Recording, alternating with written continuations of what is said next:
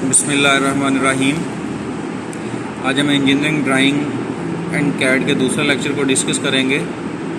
इस दूसरे लेक्चर के अंदर जो है सबसे पहले हम टाइप्स ऑफ लाइन को डिस्कस कर रहे हैं कि टाइप्स ऑफ लाइंस जो हैं वो कौन कौन सी हैं, ड्राइंग शीट के ऊपर उनके क्या क्या यूजेस हैं और कौन सी पेंसिल के साथ उनको लगाया जाता है। जैसा कि सामने स्क्रीन के ऊपर आपको नज़र आ रहा है, सबसे पहली है continuous thick line. Continuous thick line ये विजिबल आउटलाइंस के लिए इस्तेमाल की जाती है और इसको एच ग्रेड की या HB ग्रेड की पेंसिल से लगाया जाता है। पेंसिल्स के ग्रेड्स को पहले हम डिस्कस कर चुके हैं कि एच का ग्रेड जितना बढ़ता जाएगा, एच का नंबर जितना बढ़ता जाएगा, पेंसिल उतनी ज़्यादा हार्ड होती जाएगी। बी का ग्रेड जितना बढ़ता जाएगा, पेंसिल उतनी ज़्यादा नरम होती जाएगी और ब्लैकिश होती जाएगी। तो HB की पेंसिल जो है ये ना तो बहुत ज़्यादा हार्ड होती है ना तो बहुत ज़्यादा नरम होती है। ये एक नॉर्मल से ग्रेड की, दरमियानी से ग्रेड की पेंसिल होती है। ये सामने आपको एक ड्राइंग शीट नज़र आ रही है। इस ड्राइंग शीट के ऊपर ये जिसको मैंने ये सर्कल किया हुआ है, ये वाली लाइन जो नीचे को जा रही है, ये वाली लाइन इस साइड पे जा रही है तो ये लास्ट तक जा रही है। उसके बाद सेम वही चीज़ ये आपको नीचे भी नज़र आएगी। ये जो इसके साइडों पे ये जो बाउंड्री इसकी लगी हुई है, ये जो बाउंड्री लाइन है, ये जो विजिबल आउटलाइन है, ये कंटिन्यूस थिक लाइन कहलाती है और इसको H ग्रेड की पेंसिल के साथ लगाया जाता है। ये थोड़ी सी मोटी होती है। इस लाइन में और दूसरे व्यूज़ की लाइन में जो है वो डिफरेंस यही होता है कि व्यूज़ की लाइन ज़रा हल्की ग्रेड से लगाई जाती हैं और ये लाइन जो है वो थोड़ी सी मोटी होती है। अगली लाइन जो है वो है आपके पास continuous thin line. Continuous thin line जो है ये 2H ग्रेड की पेंसिल के साथ लगाई जाती है। अब कंटिन्यूस थिन लाइन जो है उसकी बहुत सारी टाइप्स हैं। Dimension line continuous thin line कहलाती है। Leader line, extension line, construction line and hatching lines जो हैं ये कंटिन्यूस थिन लाइन कहलाती हैं। अब कंटिन्यूस थिन लाइन जो है वो कंटिन्यूस थिक लाइन से थोड़ी सी बारीक होती है, थोड़ी से मध्यम होती है और इसको 2H ग्रेड की पेंसिल के साथ लगाया जाता है। अब इसके अंदर ये जो आपको मैंने बताई कि कंटिन्यूस थिन लाइन की टाइप्स जो हैं, डायमेंशन लाइन है, लीडर लाइन है। अब ये चीज़ें क्या होती हैं इसके बारे में मैं आपको थोड़ा सा एक्सप्लेन करता हूँ। इस ड्राइंग शीट के ऊपर थोड़ा सा गौर करें। इस ड्राइंग शीट के ऊपर जो है ये सामने आपको एक व्यू बना हुआ नज़र आ रहा है। इस व्यू के ऊपर कोई भी व्यू है, जो भी व्यू है इसके ऊपर बना हुआ आपको नज़र आ रहा है। इसके ऊपर जो है ये नीचे इस जगह पे ये एक आपको लाइन जो है वो नज़र आ रही होगी, ये वाली लाइन, जिस लाइन को दरमियान से काट के, दरमियान से तोड़ के इसके अंदर ये मेजरमेंट दी हुई है। इसको देखें ज़रा, जिसके ये साइडों पे एक एरो हेड ये बना हुआ है, ये 85 लिखा हुआ है, ये दूसरा एरो हेड बना हुआ है। तो ये वाली जो लाइन है जिसको दरमियान से काट के इसके दरमियान में ये वाली डायमेंशन लिखी हुई है, इस लाइन को बोलते हैं कंटिन्यूस थिन लाइन और ये 2H पेंसिल के साथ लगाई जाती है। कंटिन्यूस थिन लाइन के बाद दूसरी आपको जो मैंने बताई है, ये स्क्रीन के ऊपर दोबारा से ज़रा गौर करें। दूसरी है इसके ऊपर लीडर लाइन।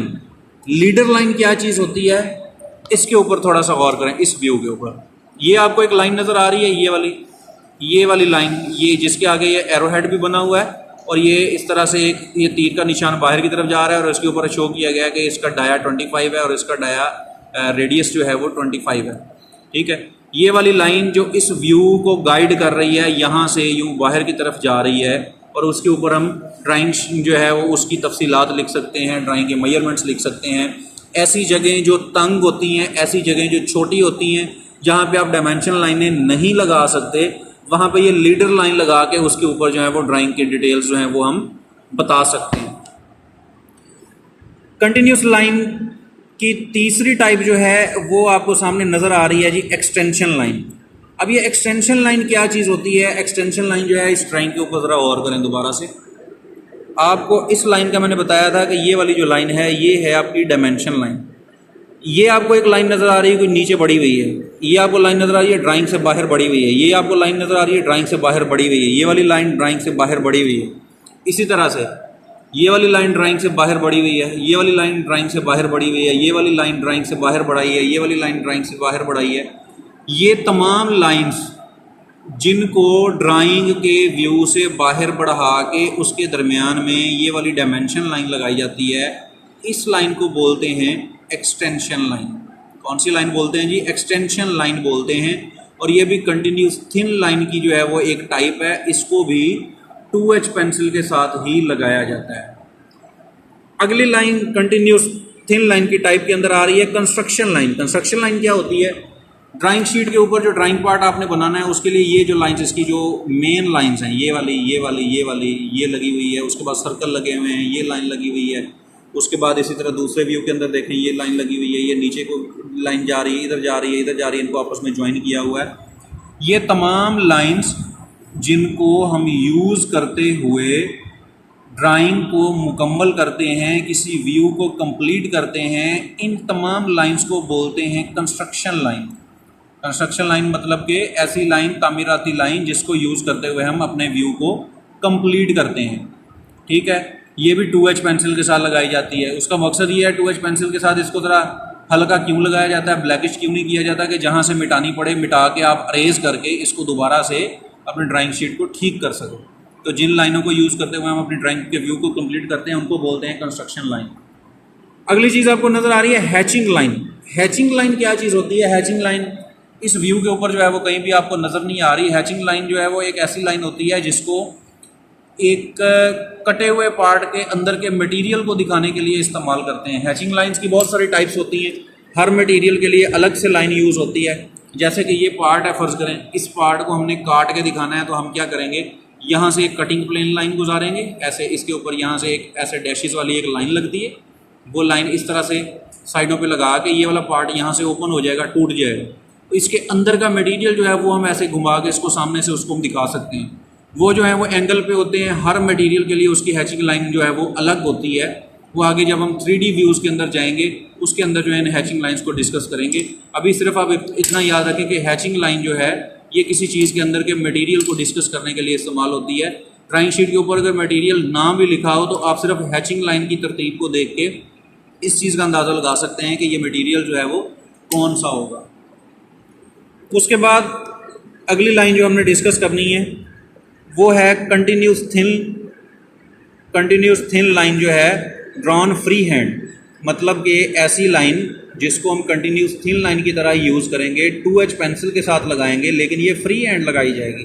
फ्री हैंड लगाई जाएगी ऐसी जगह पे लगाई जाती है जहाँ पे कोई इर्रेगुलर बॉडी है, जहाँ पे कोई किनारा जो है वो बिल्कुल बराबर नहीं है। जैसा कि ये सामने आपको ये नज़र आ रहा है, इसके तो तमाम किनारे एक जैसे हैं, सारी स्केल के साथ बनी हुई है, इसके लिए फ्री हैंड लाइन कोई नहीं है। लेकिन बाज़ जगह ऐसी होती है, फ़र्ज़ करें ये वाला पार्ट इधर बहुत ज़्यादा कोई लंबा है, ये वाला पार्ट यहाँ तक आ रहा है, तो आप क्या करते हैं कि यहाँ तक बनाने की बजाय उसकी कंटिन्यूस ये थिकनेस जो है वो सेम जा रही है, तो आप क्या करेंगे कि इतना लंबा पार्ट बनाने की बजाय ये जो इसका लास्ट वाला किनारा है यहाँ पे इस तरह से वो फ्री हैंड से एक लाइन लगा देंगे। इस लाइन को जो है वो क्या बोलते हैं, फ्री हैंड लाइन बोलते हैं, शॉर्ट ब्रेक लाइन बोलते हैं।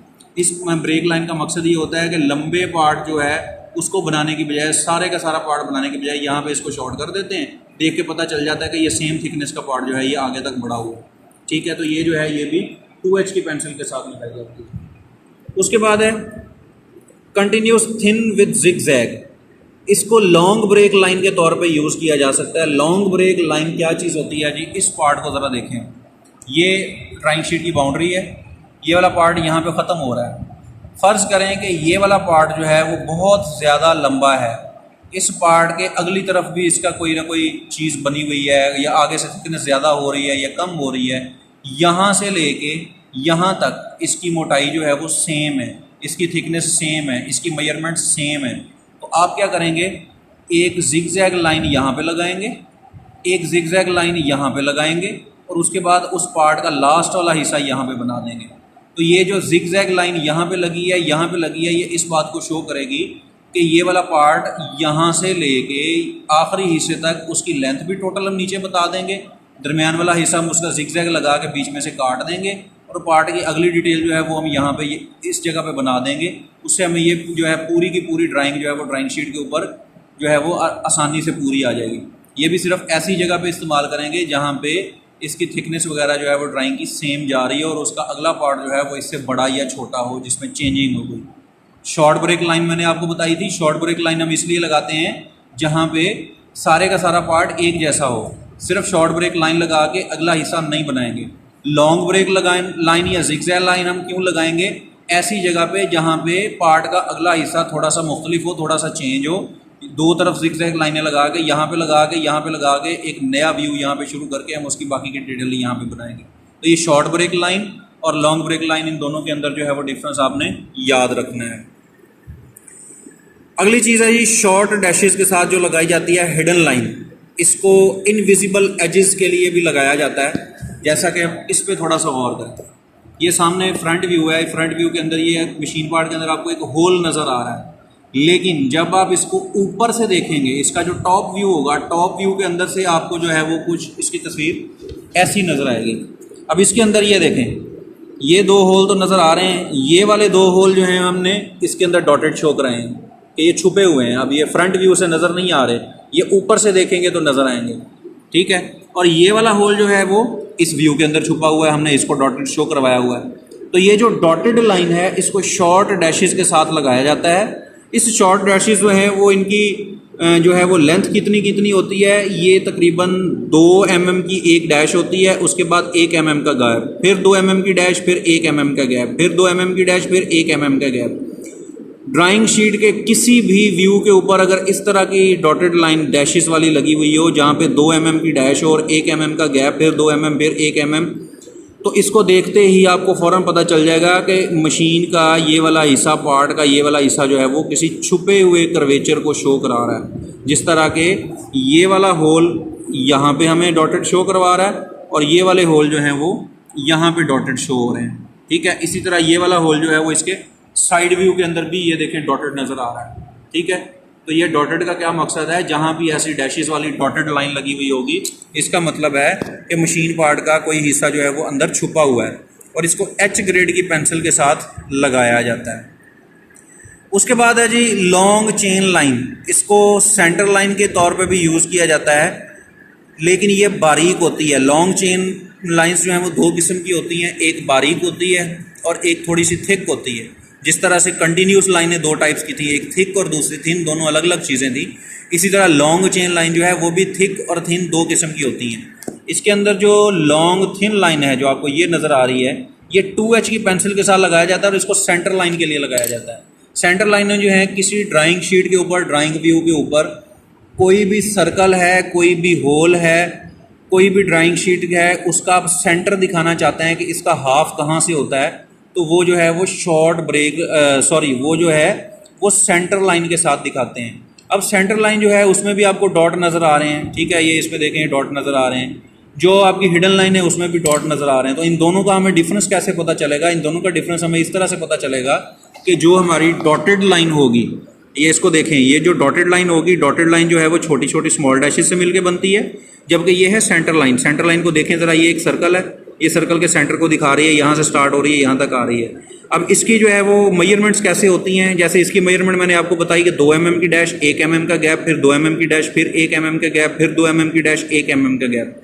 सेंटर लाइन की क्या निशानी होती है, सेंटर लाइन के अंदर 9 mm की डैश होती है, उसके बाद 1 mm का गैप होता है, ठीक है। उसके बाद 3 mm की डैश होती है, फिर 1 mm का गैप होता है, फिर 9 mm की डैश होती है। ये इसके ऊपर भी ज़रा देखें, इस ड्राइंग शीट के ऊपर, इसके ऊपर देखें ज़रा, इसके ऊपर, ठीक है। ये आपको ये सामने सर्कल था, ये वाला सर्कल के साइड व्यू में हमें सर्कल नज़र नहीं आ रहा था, तो हमने ये क्या किया, ये डॉटेड लाइनें लगाई।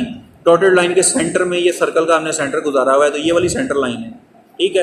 अब डॉटेड लाइन और सेंटर लाइन दोनों की डैशेस में फ़र्क है, तो हमें देखते ही पता लगेगा कि ये वाली जो है ये डॉटेड लाइनें हैं, ये छुपा हुआ कर्वेचर हमें दिखा रही हैं, और ये वाली लाइन जो है ये क्या है, ये सेंटर लाइन है। अब इस सेंटर लाइन को देखें, ये बड़ी डैश है 9 mm की, फिर 1 mm का गैप है, फिर तकरीबन 2 mm की या 3 mm की भी हो सकती है कि छोटी डैश, फिर 1 mm का गैप, फिर 9 mm, फिर 1 mm का गैप, फिर 2 mm, फिर 1 mm का गैप। तो जितनी भी लंबी आपने सेंटर लाइन लगानी है, आपने सारी की सारी लाइन इसी तरह से कंप्लीट करनी है, बड़ी डैश गैप, छोटी डैश गैप, बड़ी डैश गैप, छोटी डैश गैप, इस तरह से। और इसके अंदर आपने इस चीज़ का ख्याल रखना है कि जब आप सेंटर लाइन लगा रहे हो तो सेंटर लाइन जब ये पार्ट से बाहर निकले, जैसे कि ये पार्ट की ये लिमिट है, एक ये है, एक ये है, यहाँ पे ये पार्ट ख़त्म हो जाता है। जब भी सेंटर लाइन आपने पार्ट से बाहर निकालनी है तो ये जो बड़े वाली डैश है, बड़े वाली डैश इसके ऊपर से क्रॉस होनी चाहिए, ठीक है। ये छोटे वाली डैश आपने इसके ऊपर क्रॉस नहीं करनी, हमेशा बड़े वाली डैश जो है वो आपने क्रॉस करनी है, ठीक है जी। इस बात का आपने ख्याल रखना है। इस लाइनों का गौर से देखने, डॉटेड लाइन ये है और एक्सिस लाइन या सेंटर लाइन आपकी ये है। उसके बाद अगली चीज़ है, लास्ट टाइप ऑफ लाइन है हमारी long chain, thick eight ends and thin elsewhere. मतलब कि आप इसको कटिंग प्लेन लाइन में और सेंटर लाइन में अब क्या फ़र्क है, कटिंग प्लेन लाइन जो है वो मोटी होती है और सेंटर लाइन जो है वो बारीक होती है। ड्राइंग शीट के ऊपर अभी हम 3D व्यूज़ को डिस्कस नहीं कर रहे, जब हम 3D व्यूज़ बनाएंगे और हैचिंग लाइनें आपको डिस्कस करेंगे तब इंशाल्लाह इस लाइन के ऊपर हम डिटेल से बात करेंगे कि कटिंग प्लेन लाइन जो है वो कैसे गुजरती है।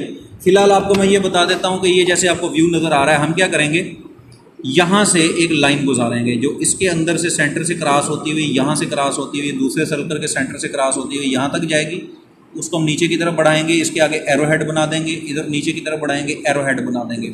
ठीक है, उसके बाद इसके बिल्कुल सामने हम यहाँ पे एक और व्यू बनाएंगे, उसके अंदर इसी पार्ट को हम कटा हुआ दिखाएंगे। समझ लें कि यहाँ से हमने इस पार्ट को काट दिया है, काटने के बाद इसको घुमा के इसके अंदर क्या क्या आपको नज़र आएगा, ये वाला सर्कल हाफ नज़र आएगा, ये वाला सर्कल हाफ नज़र आएगा, ये वाला सर्कल हाफ नज़र आएगा, ये वाला सर्कल हाफ नज़र आएगा, दरमियान में इसका मटेरियल जो है वो सॉलिड नज़र आएगा आपको। तो वो लाइन जो यहाँ से गुजर रही है और सामने उसका व्यू भी साथ बनाया हुआ है, उसके अंदर हैचिंग लाइनें लगा के उसका मटेरियल शो करवाया हुआ है, वो लाइन जो है वो कहलाती है आपकी कटिंग प्लेन लाइन। वो कटिंग प्लेन लाइन किस मकसद के लिए होती है कि जब भी व्यू के ऊपर आप देखेंगे आपको नज़र आएगी कि यहाँ से कटिंग प्लेन लाइन गुजरी हुई है, तो आपको पता लग जाएगा कि आपने पार्ट को कहाँ से काटा है। अगर हम वैसे ही इसके सेक्शन यहाँ पे बना दें, उसके अंदर सर्कल्स की डिटेल बता दें, इधर वाले जो है हैचिंग लाइनें लगा दें, सॉलिड मटेरियल दिखा दें, तो हमें ये नहीं पता लगेगा कि हमने इस पार्ट को कहाँ से काटा। तो वो कटिंग प्लेन लाइन जो है वो जहाँ जहाँ से भी आप गुजारना चाहें वहाँ से गुजारेंगे। उस व्यू को देख के हमें ये पता लगेगा कि आपने इस पार्ट को कहाँ से काट के इसकी बाकी की डिटेल्स जो हैं वो बताई हैं। ठीक है जी। इन टाइप्स ऑफ लाइंस के अलावा एक चीज़ हमारे पास जो है वो लास्ट रहती है, वो है इसकी एरो हेड। ये जो सामने आपको एरो हेड नज़र आ रहे हैं, ये एरो हेड जो है ये भी ड्राइंग शीट के ऊपर डायमेंशन देने के लिए जो है वो इसका एक मखसूस तरीका होता है। इसका तरीका क्या होता है कि जब भी आपने ये एरो हेड बनाना है, एरो हेड बनाने के लिए एरो हेड की जो लेंथ है इसकी विड्थ से जो है 3 टाइम्स होनी चाहिए। मतलब कि इस एरो हेड की ये वाली जो थिकनेस है, एरो हेड का ये वाला किनारा, पीछे वाला जो किनारा है, अगर ये 1 mm का तकरीबन ज़्यादातर बनता है, 1 mm का बनाएंगे तो इसकी लेंथ जो है वो 3 mm होगी। ठीक है, तो एरो हेड जो है उसको बनाने के बाद आपने उसको अंदर से सॉलिड भी करना है, आपने कभी भी उसको अंदर से खाली नहीं छोड़ना। ये देखें जितने भी एरो हेड इसके ऊपर लगे हुए हैं सारे के सारे आपको सॉलिड नज़र आ रहे हैं। तो एरो हेड जो है वो कैसे बनाना है इस बात का याद रखिएगा कि एक तो एरो हेड जो है वो उसकी आगे वाला जो कॉर्नर है वो आपकी इस एक्सटेंशन लाइन के साथ अटैच होना चाहिए। दूसरा ये वाली विड्थ जो है वो इसकी 1 mm और लेंथ जो है वो इसकी 3 mm, और इसको दरमियान से अंदर से आपने क्या रखना है, सॉलिड रखना है। ठीक है जी। टाइप्स ऑफ लाइंस जो हैं वो हमारी कंप्लीट हो चुकी हैं। अब अगले टॉपिक की तरफ चलते हैं। अगला टॉपिक जो है वो है हमारा डायमेंशनिंग के तरीक़ों का, कि प्लेसिंग ऑफ डायमेंशनिंग जो है वो कहाँ की जाती है। प्लेसिंग ऑफ डायमेंशनिंग क्या चीज़ होती है? प्लेसिंग ऑफ डायमेंशनिंग जो है वो 2 तरह की होती है। प्लेसिंग ऑफ डायमेंशन जो है उसको ज़रा इस व्यू के ऊपर देखें। ये सामने आपको 2 डायग्राम्स नज़र आ रही हैं। इसके ऊपर एक के ऊपर लिखा हुआ है, इसको देखें, अलाइन डायमेंशन, अलाइन सिस्टम। दूसरे पे लिखा है यूनी डायरेक्शनल सिस्टम। अब ये अलाइन सिस्टम और यूनी डायरेक्शनल सिस्टम सामने व्यू के अंदर देख के आपको बिल्कुल डिटेल इसकी सामने नज़र आ रही है। इस व्यू को ज़रा देखें, ये एक पार्ट बना हुआ है। इस पार्ट के जितने भी व्यूज़ हैं, जो इसके साइड वाले व्यू हैं उनकी डायमेंशन इसके साइड के साथ ही दी हुई है। मतलब कि आप इसको इस राइट साइड से आप इसको पढ़ सकते हैं। जो नीचे या ऊपर वाले व्यूज़ हैं उनकी डायमेंशनिंग जो है वो नीचे या ऊपर दी हुई है। ठीक है, आप इसको ड्राइंग शीट को इस तरह से सीधा रख के, वर्टिकल रख के आप यहाँ से पढ़ेंगे। साइडों वाली डायमेंशन जो है, जो हॉरिजॉन्टल लाइनों के ऊपर जो लगाई हुई हैं, वो आप ड्राइंग शीट के राइट साइड से आप इसको पढ़ेंगे। इस बात का ख्याल रखिएगा कि जब भी आपने अलाइन डायमेंशन करनी है, अलाइन डायमेंशन करते हुए आपने कभी भी 3 तरफ से डायमेंशन पढ़ने वाली नहीं लगानी। ऐसा ना हो कि ये वाली साइड जो है वो आपको लेफ्ट साइड से पढ़नी पड़े, ये वाली साइड जो है वो आपको राइट साइड से पढ़नी पड़े, ये वाली साइड जो है वो नीचे से, और ऊपर वाली जो है वो इसको उल्टा करके ऊपर से। ऐसा नहीं करना। जब भी अलाइन सिस्टम यूज़ किया जा रहा हो तो अलाइन सिस्टम के अंदर आपने इस बात का ख्याल रखना है कि इसके सिर्फ 2 तरफ से इसकी जो है वो आपने डायमेंशन पढ़ सकते हैं। एक नीचे की तरफ से, जैसे कि ये सामने आपको नज़र आ रहा है 30 और 10 mm, ये नीचे से पढ़ सकते हैं, और एक राइट साइड से। आपने कभी भी इन 2 टाइप्स के अलावा आपने बाकी साइडों से ऊपर या नीचे से पढ़ने के लिए आपने नहीं लगाना। जैसा कि ये देखें, ये इस साइड पे 30 mm बताया गया है, लेकिन इस 30 mm को भी आप हम राइट साइड से ही पढ़ेंगे, आप लेफ्ट साइड से इसको नहीं पढ़ सकते। ठीक है, तो अगर डायमेंशन इस तरह दी हुई हो, ये देखें, ये एक्सटेंशन लाइन है, ये इसका एरोहेड है, ये डायमेंशन लाइन है और इसके ऊपर ये मेजरमेंट दे दी है। ये मेजरमेंट आप इस लाइन को काट के दरमियान में भी लिख सकते हैं, इसके ऊपर भी लिख सकते हैं, कोई मसला नहीं है। ठीक है, तो अगर इस तरीके से आपके जो है वो डायमेंशन दी हुई है, लाइनों के साथ साथ डायमेंशन, और ड्राइंग को घुमा के आपको पढ़ना पड़ता है, इसको कहते हैं अलाइन सिस्टम। कौन सा system? Align system of dimensioning. ये जो दूसरा आपको नज़र आ रहा है ये है unidirectional system. Unidirectional system में क्या होता है? यूनी डायरेक्शनल सिस्टम में जितना भी आपकी ड्राइंग बनी हुई है उसकी तमाम मेजरमेंट्स जो हैं वो ड्राइंग के निचले किनारे को बेस बना के पढ़ी जाती हैं। जैसे कि ये देखें, ये साइड है, ये भी आप नीचे से पढ़ सकते हैं। ये है, ये भी आप नीचे से ही आपको ये लिखी हुई सीधा नज़र आएगा। ये है, ये भी नीचे से। व्यूज़ इसके 3 हैं, लेकिन आपको ड्राइंग शीट किसी भी तरफ से घुमाने की ज़रूरत नहीं है। आपने जब भी इसके जो है वो डायमेंशनिंग पढ़नी है या डायमेंशन लिखनी है, सारी की सारी शीट के निचले बॉर्डर के हिसाब से ही आप ऊपर को पढ़ सकते हैं। ठीक है जी, तो ये कहलाता है यूनी डायरेक्शनल सिस्टम। तो ये प्लेसिंग ऑफ डायमेंशन जो है वो याद रखिएगा। 2 किस्म की प्लेसिंग ऑफ डायमेंशन, एक अलाइन सिस्टम और दूसरा यूनी डायरेक्शनल। यूनी डायरेक्शनल में जो है वो तमाम की तमाम डायमेंशंस ड्राइंग शीट के निचले हिस्से से सीधी होंगी, और अलाइन डायमेंशन जो है उसकी वर्टिकल डायमेंशन जो है वो शीट के राइट साइड से, और हॉरिजॉन्टल जो है वो आपने क्या करना है, उसकी शीट के निचले किनारे से वो सीधी होंगी। तो प्लेसिंग ऑफ डायमेंशन जो है वो 2 तरह की हैं, इनको आपने याद रखना है। नेक्स्ट टॉपिक जो हम डिस्कस करेंगे इस लेक्चर के अंदर वो है ड्राइंग स्केल्स। अब ड्राइंग स्केल्स जो हैं वो क्या चीज़ होती हैं? ड्राइंग स्केल जो हैं वो किसी ड्राइंग व्यू की जो लंबाई वाली जो लीनियर डायमेंशंस होती हैं उनकी मेजरमेंट्स होती हैं ओरिजिनल ऑब्जेक्ट से। फ़र्ज़ करें एक ओरिजिनल ऑब्जेक्ट जो है, जैसा कि ये सामने आपको एक पेंसिल नज़र आ रही है। फ़र्ज़ करें ये पेंसिल जो है इसकी एक्चुअल लेंथ यहाँ से लेके यहाँ तक जो है ये है तकरीबन 200 mm। ठीक है, इस 200 mm की पेंसिल को जब आप ड्राइंग शीट के ऊपर ड्रा करेंगे तो ड्राइंग शीट के ऊपर 200 mm की पेंसिल अगर आप ड्रा करते हैं, फ़र्ज़ करें आप यहाँ पे 200 mm की पेंसिल बनाते हैं, तो ये इतनी बड़ी ड्राइंग शीट आपके बाकी की किसी काम नहीं आती। आप क्या करेंगे, आप इस पेंसिल को बड़ा करके इस ड्राइंग शीट के ऊपर बनाएंगे। ठीक है, ताकि इसके व्यूज़ जो हैं वो सारे क्लियर हो जाएँ। ये एक छोटी चीज़ है। ड्राइंग शीट का साइज़ हमारे पास बड़ा है। ड्राइंग शीट जो है जो A2 साइज़ हमने यूज़ किया है। ठीक है, तकरीबन 530-535 mm की लेंथ है इस ड्राइंग शीट की। ठीक है, तो आप इस छोटी सी पेंसिल को जब आप इसके ऊपर ड्रा करेंगे तो आप क्या करेंगे, इसके व्यू को थोड़ा बड़ा कर देंगे, आप इसके व्यू को एनलार्ज कर देंगे। तो अगर आप इसके व्यू को एनलार्ज कर देंगे तो ये इसका स्केल जो है वो आप बढ़ा रहे हैं। तो स्केल को बढ़ाते हुए ये सामने आपको जो स्केल नीचे नज़र आ रहे हैं, ये देखें 3 किस्म के स्केल होते हैं। एक एनलार्जमेंट होता है, एक रिडक्शन होता है, कि एक ऊपर ये जो लिखा हुआ है फुल स्केल होता है। फुल स्केल क्या होता है कि ये 200 mm की पेंसिल है, आपने ओरिजिनली 200 mm की ही इस ड्राइंग शीट के ऊपर बना दी। ठीक है, फिर तो आप इसको बोलेंगे कि ये आपका क्या है, फुल स्केल है। अगर आपने इस 200 mm की पेंसिल को बड़ा करके 400 mm कर दिया, 400 mm की बजाय 600 mm कर दिया है, आपने 2 टाइम्स बढ़ा लिया है, 3 टाइम्स बढ़ा लिया है, 4 टाइम्स बढ़ा लिया है, तो फिर वो होगा इनलार्जमेंट स्केल। अगर आपने इस 200 mm की पेंसिल को 400 mm का इस ड्राइंग शीट के ऊपर ड्रा किया है तो ये होगा आपका एनलार्जमेंट स्केल, यहाँ पे आप लिखेंगे 2। ठीक है, अगर आप क्या जो है आप इस 200 mm की पेंसिल को 100 mm करके बना रहे हैं, कोई बहुत ज़्यादा बड़ा ऑब्जेक्ट है, फ़र्ज़ करें मशीन पार्ट बहुत बड़े बड़े होते हैं, फ़र्ज़ करें आपके पास मशीन पार्ट जो है वो कोई है 1 मीटर का, और आप उसको 500 mm का ड्राइंग शीट के ऊपर शो करवाते हैं, या 500 mm का है तो आप उसको 250 mm का शो करवाना चाहते हैं, फिर वो होगा रिडक्शन स्केल। फिर आप क्या करेंगे, ओरिजिनल स्केल इसका ये लिखा हुआ है, और उसके साथ जो है वो आप रिडक्शन का स्केल उसका यहाँ लिखेंगे कि आपने कितने टाइम्स उसको छोटा किया है। तो ड्राइंग शीट बनाते हुए जो है वो या तो फुल स्केल पे बनाई जाती है, ठीक है, या उसको एनलार्ज किया जाता है या रिडक्शन किया जाता है। ये सामने आप इसको देखिएगा ज़रा, ये जैसे आपको नज़र आ रहा है, ये है इसका एक्चुअल साइज़। एक्चुअल साइज़ जो है वो इसका बड़ा है। एक्चुअल साइज़ जो भी होगा उसका आपने जो है वो ओरिजिनल स्केल का रेशो जो है वो आपने यहाँ लिख देना है। फ़र्ज़ करें ओरिजिनल स्केल ये है, इसका रेशो लिखेंगे आप 1। ठीक है, अब ये साइज़ इन ड्राइंग शीट के ऊपर आपने ये साइज़ इसका कितना छोटा किया है, जितने % आपने छोटा करना है उसको आप वो यहाँ पे लिखेंगे। अगर आपने इसको 2 टाइम्स छोटा किया है तो आप यहाँ पे 2 लिखेंगे, अगर 3 टाइम्स छोटा किया है तो 3 लिखाएंगे।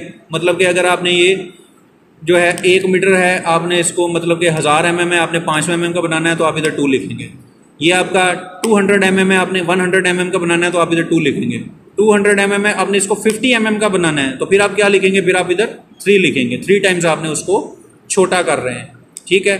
तो इसी तरह अगर आपने बड़ा करना हो, एक्चुअल साइज़ आपका ये है और साइज़ इन ड्राइंग आपका ये है, तो फिर आपको एक्चुअल साइज़ यहाँ पे 1 रहेगा और जितने % आप उसको बड़ा कर रहे हैं वो आप यहाँ पे लिखेंगे, ठीक है।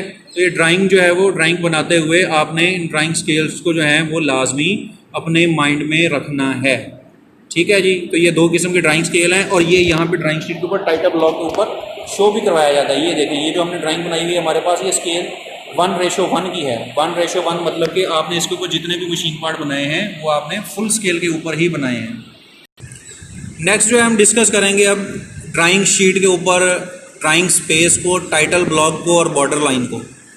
सामने इस शीट के ऊपर आप गौर करें कि इस साइड को आप छोड़ दें, सिर्फ आपने ये ड्राइंग शीटें यूज़ करनी है। ये स्मॉल पेपर के लिए होता है, ये वाला जो है, ये वाली शीट आपने यूज़ करनी है। आपको मैंने बताया कि आपने A2 साइज़ की शीट जो है वो यूज़ करनी है। A2 साइज़ की शीट जो है वो, उसका साइज़ आपके सामने ये लिखा हुआ है 420 बाई 594 mm, ठीक है जी। तो आपने क्या करना है, अब इसको ज़रा देखें, ये जो इसकी बॉर्डर लाइन है, ये बॉर्डर लाइन की एक तरफ स्पेस ज़्यादा है, ऊपर स्पेस कम है, नीचे भी स्पेस कम है, इधर भी स्पेस कम है। इसी तरह इस ड्राइंग शीट के ऊपर देखें, ये देखें, यहाँ पे स्पेस इसका ज़्यादा है, ऊपर स्पेस कम है, नीचे भी स्पेस कम है। तो ये ऐसा क्यों है? ड्राइंग शीट की जो ये साइड है इस पर आपको होल भी नज़र आ रहे हैं, यहाँ से होल करके इसको पंच करना पड़ता है फाइल के अंदर, क्योंकि आपने इस ड्राइंग शीट को बनाने के बाद सेव भी करना होता है। तो आपने इस ड्राइंग शीट को अपने पास सेव करने के लिए यहाँ होल करने हैं, तो आपने क्या करना है, इस साइड पे आपने 20 mm का गैप छोड़ना है, ऊपर आपने 10 mm का गैप छोड़ना है, नीचे भी आपने 10 mm का गैप छोड़ना है और इस साइड पे भी आपने 10 mm का गैप छोड़ना है। ड्राइंग शीट के लेफ्ट साइड पे, लेफ्ट बॉर्डर पे, यहाँ पे आपने क्या करना है, 20 mm का गैप छोड़ना है ड्राइंग शीट बनाते हुए, ऊपर 10 mm, नीचे 10 mm, राइट साइड पे 10 mm, ठीक है। तो ये 10 mm छोड़ के आपने ये जो है बाउंड्री लाइन लगा देनी है, जैसा कि मैंने आपको बताया था कि ये थिक लाइन होती है जो कि HB की पेंसिल के साथ लगाई जाती है, ठीक है जी। उसके बाद ये वाला सारा एरिया जो आपको साफ एरिया नज़र आ रहा है, ये है ड्राइंग स्पेस, यहाँ पे आपने अपनी ड्राइंग शीट बनानी होती है। और ये जो आपको नज़र आ रहा है ये है टाइटल ब्लॉक। टाइटल ब्लॉक जो है ड्राइंग शीट के राइट लोअर कॉर्नर के अंदर बनाया जाता है। ये टाइटल ब्लॉक क्यों बनाया जाता है, इस टाइटल ब्लॉक को ज़रा देखें, ये टाइटल ब्लॉक है। इस टाइटल ब्लॉक के अंदर आपने ड्राइंग शीट की तमाम तफसीलात देनी होती हैं, डिटेल्स देनी होती हैं, ये ड्राइंग शीट कहाँ पे बनाई गई है, ठीक है। ये जैसे KFUIT रहीम यार खान, ठीक है जी। उसके बाद ये है जनरल बैरिंग, ये जो तस्वीर बनी हुई है, इस मशीन पार्ट का नाम यहाँ पे लिखा जाता है, डेट लिखी जाती है, शीट का नंबर लिखा जाता है कि शीट का सीरियल नंबर क्या चल रहा है, स्केल लिखा जाता है कि आपने इसको फुल स्केल पे बनाया है या रिड्यूस करके बनाया है या एनलार्ज करके बनाया है। रजिस्ट्रेशन नंबर जो स्टूडेंट बनाएगा उसका रजिस्ट्रेशन नंबर आता है, चेक्ड बाई जो आपका इंस्ट्रक्टर चेक करेगा उसका खाना है। उसके बाद यहाँ पे एक ये सिंबल आता है, ये सिंबल होता है आपका व्यूज़ का कि ये फर्स्ट एंगल प्रोजेक्शन है या थर्ड एंगल प्रोजेक्शन है, इस पर भी हम डिस्कस करेंगे बाद में। उसके बाद शीट चेक होने के बाद इंस्ट्रक्टर जो आपको ग्रेड देगा उसका खाना होता है। और उसके बाद नीचे एक नोट होता है, all dimensions are in mm। आपने इसके अंदर अगर mm यूज़ किए हैं तो आप इसको mm बताएंगे, अगर आपने इंचेस यूज़ किए हैं तो इंचेस बताएंगे। कौन सी मेजरमेंट को यूज़ करते हुए आपने इसके ऊपर सारी मेजरमेंट्स दी हैं वो भी आप इसके अंदर बताएंगे। तो ये सारे का सारा जो बना हुआ है इसको देखें, ये ड्राइंग शीट के राइट लोअर कॉर्नर के अंदर जो है हमने ये टाइटल ब्लॉक बनाया है। इस टाइटल ब्लॉक जो है, इस टाइटल ब्लॉक को बनाने का जो है वो एक तरीका होता है। इस टाइटल ब्लॉक को बनाने के लिए 3-4 बातें जो हैं वो आपने माइंड में रखनी है, जो मैं आपको बता रहा हूँ। टाइटल ब्लॉक के अंदर आपने इस चीज़ को पहले ज़हन में रखना है कि टाइटल ब्लॉक की ये जो लेंथ है, यहाँ से लेके यहाँ तक ये जो लेंथ है, ये लेंथ होगी 120 mm। कितनी होगी? 120 mm की ये लेंथ होगी। और उसके बाद ये जो इसकी हाइट होगी ऊपर से लेके नीचे तक, ये हाइट होगी इसकी 65 mm। कितनी होनी चाहिए? 65 mm की जो है ये इसकी लेंथ होगी, सॉरी इसकी विड्थ होगी। उसके बाद इसके अंदर आपने जो है ये लाइंस लगानी है। टाइटल ब्लॉक 120 बाई 65 mm का आपने बना लिया, 125 इस साइड पे और 60 नीचे को। उसके बाद आपने इसके अंदर ये छोटी लाइंस भी लगानी है। ये देखें छोटी लाइंस भी इसमें 2 तरह की हैं, एक ये बिल्कुल बारीक है, एक थोड़ी सी मोटी है, ठीक है। तो आपने पहले ये सबसे मोटे वाली लाइन लगानी है। इसकी आपने इस बात को अब ज़हन में रखना है कि जब भी टाइटल ब्लॉक आपने बनाना है, ये वाली पहली लाइन लगेगी आपकी 11 mm पे, यहाँ से लेके यहाँ तक 11 mm। उसके बाद यहाँ से लेके यहाँ तक 9 mm, उसके बाद 11 mm, सॉरी उसके बाद फिर 9 mm, फिर 9 mm, फिर 9 mm, फिर 9 और फिर 9। पहली जो है वो 11 mm पे लगेगी, बाकी तमाम की तमाम जो है वो 9-9 mm पे लाइन लगाएंगे। उसके बाद हर बड़ी वाली मोटी लाइन के साथ एक बारीक थिन लाइन लगाएंगे आप 4H की पेंसिल के साथ, 1 mm छोड़ के, 1 mm ऊपर से छोड़ेंगे लाइन लगाएंगे, 1 mm नीचे से छोड़ेंगे लाइन लगाएंगे, 1 mm ऊपर से छोड़ के लाइन, 1 mm नीचे से छोड़ के लाइन। इसी तरह ये बारीक लाइनें भी आपने इसके अंदर लगा लेनी है। ठीक हो गया। उसके बाद आपने इसके अंदर लेटरिंग करनी है, ये तमाम तर चीज़ें आपने उसके अंदर लिखनी है।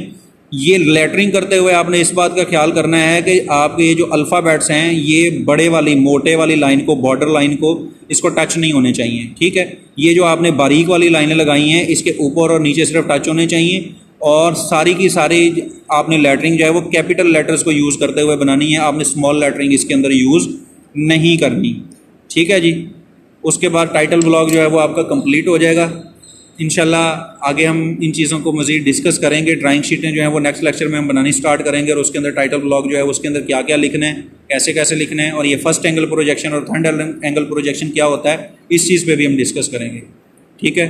तो तमाम स्टूडेंट्स जो हैं अपनी ब्लैंक पेज के ऊपर जिनके पास ड्राइंग शीट्स अवेलेबल हैं ड्राइंग शीट पे, या वैसे ही एक A4 साइज़ के पेज के ऊपर जो है इसके बनाने की एक बार प्रैक्टिस कर लें लाजमी। 120 mm इसकी लेंथ और 65 mm इसकी विड्थ, और हर लाइन के दरमियान में कितना कितना गैप आपने, पहली लाइन के दरमियान 11 mm और बाकी तमाम बड़ी मोटी लाइनों के दरमियान 9 mm, और हर बड़े थिक वाली लाइन के ऊपर और नीचे 1-1 mm छोड़ के आपने बारीक लाइन लगानी है। ठीक है जी। नेक्स्ट लेक्चर में इंशाल्लाह जो है वो अगली चीज़ों को डिस्कस करेंगे। अल्लाह हाफिज़।